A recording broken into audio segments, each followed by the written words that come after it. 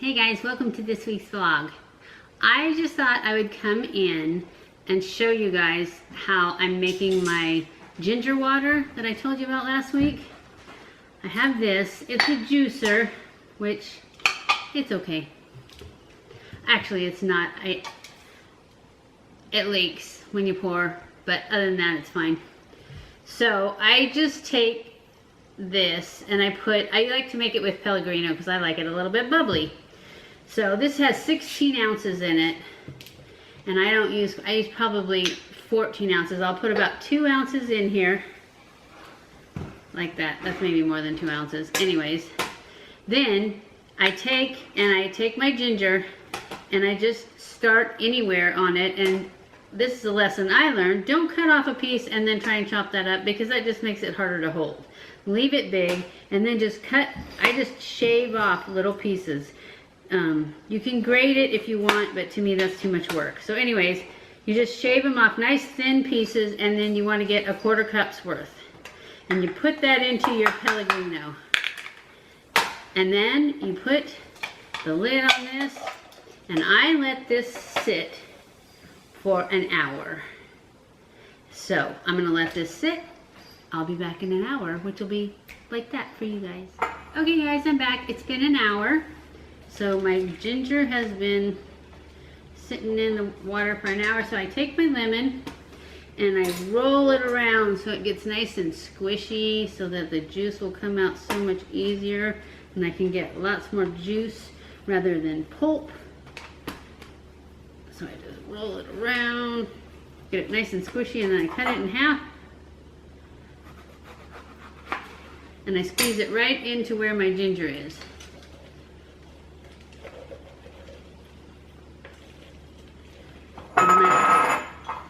And my last lemons were a little bit smaller than this, and it was real lemony, so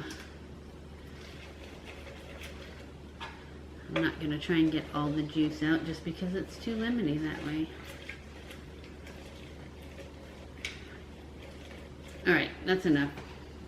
So then I take this off, because this thing leaks if you try and pour it. Just like that. And then I take this, and I have this bowl here with cheesecloth in it that I'm going to pour it into. And I'm just going to pour all this in here, making sure that the cheesecloth stays up enough for me to grab it. Then I'm going to put, I don't think I need that. I'm going to put 12 ounces in here, or about 12 ounces. Should be about the rest of this bottle, because I drank a little out of it, so it's got a little bit more than that. And then I just take this and I lift it up like this, and then I squeeze all of this through the cheesecloth. And then I throw this in the trash. And then I just pour this right into here. This one I'm going to use this for, just so that it doesn't spill all over the counter. And that is how you make it. And then I just add some ice cubes, and I put the lid on it, and I drink it. And I've only had it for a couple of days, so I can't really tell you for sure. I know the first day I felt like it really did help me feel less hungry. Yesterday, not so much. But also yesterday, I didn't have a fresh lemon. I was out of lemons, and I had to use like bottled lemon juice. And so that might have been part of it. Or I might have just been really hungry that day. I don't know. Anyways, that's how you make it. So I'll check back in tomorrow. We're going to make some broccoli salad. That's super good, but it's keto. And I'm not going to do keto because it's too hard. So, anyway, I may do keto later on, but right now I'm not ready for keto. So anyways, I'm just going to put some ice in this and drink it, and hopefully I won't eat anything else. I'll check back in tomorrow. Okay guys, as promised, this is the broccoli salad part of the video. So, this is how I make my broccoli salad, and I really like it. The recipe originally was a keto recipe, but I've changed it enough that I probably isn't keto anymore. Anyways, you start off with 24 ounces of broccoli, all chopped up pretty much as small as you can get it. And then it originally called for 1/4 of an onion. I like a lot of onions, so I used a red onion, and this is half of a pretty good sized one. So you just kind of put that in with your broccoli.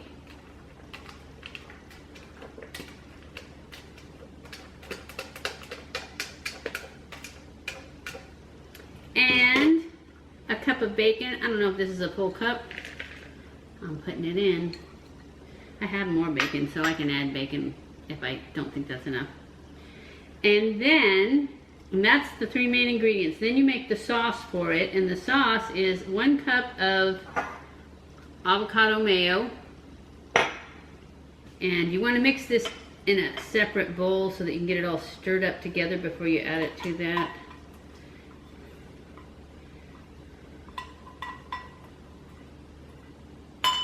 So a cup of avocado mayo, a 1/4 cup of sweetener. I'm using Swerve, but I was using xylitol before, but I ran out.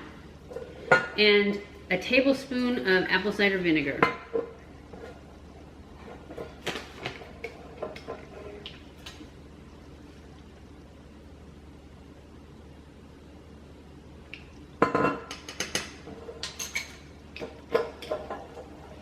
And then you just want to mix this up.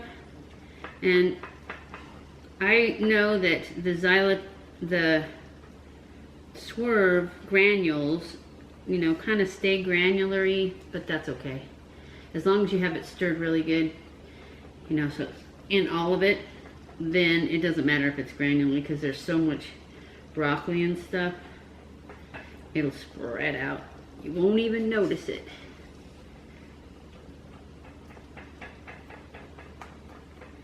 And you just get this all stirred up real good so there's no lumps, because there's lumps in my Swerve.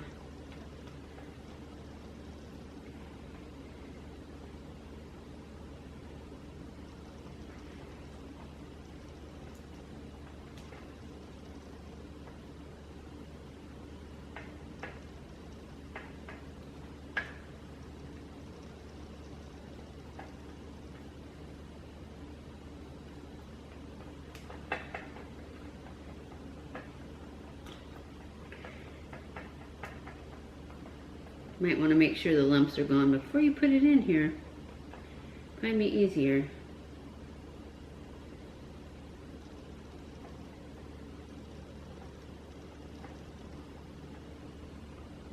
Alright, that's good enough. I'm pouring it in, and then you just mix it up and put it in an airtight container and put it. You can eat it this way, but I don't like my broccoli super crunchy. So if you like it crunchy, you can eat it right away. Otherwise, put it in the refrigerator overnight and then it'll be ready softer in the morning. And that is how I make my broccoli salad, and it is really good. Oh, I forgot. There was another ingredient. Pepitas, which are pumpkin seeds. Sorry, I forgot those. That would not have been as good. And this, it says 1 cup, but this is a 6-ounce bag, so that's close enough. And I just get these in like the produce section at Walmart, or that section that's like over by the produce section that's actually kind of between the bakery and the produce, where all the nuts and dried fruit and stuff is.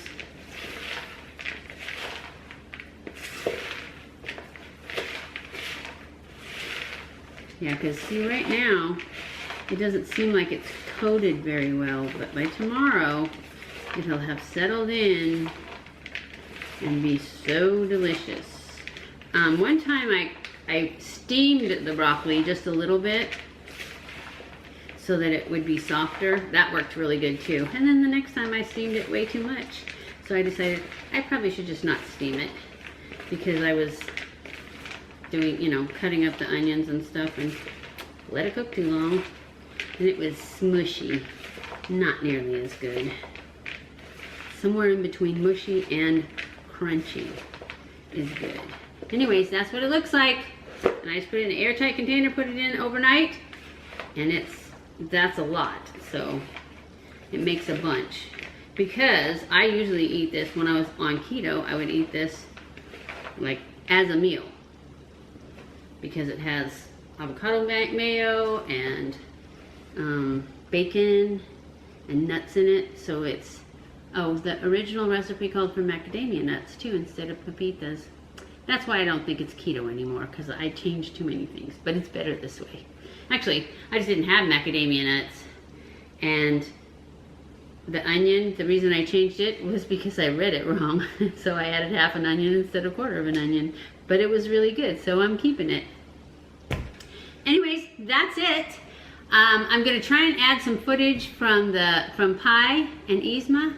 Pi's sick though, so I may not have her in it, just Yzma. She's crazy, so you guys will love that. And I don't know if I'll get anything else because it's Friday already. So if not, I hope you enjoyed this video. Stay cool.